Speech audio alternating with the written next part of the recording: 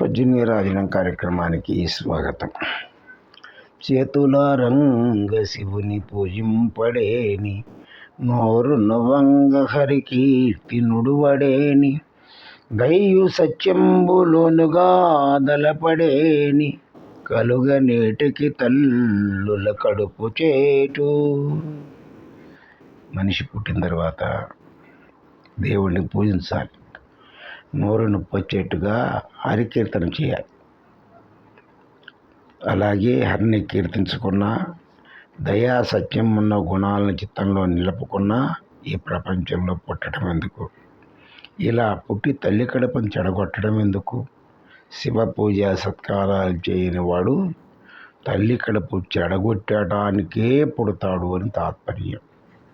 అందుకని ఇంతటి మహత్తరమైన పద్యం మహాభాగవతంలో పోతన గారు రచించి మానవ జీవన కళ్యాణానికి పూజ ప్రాధాన్యాన్ని తెలియజేశారు.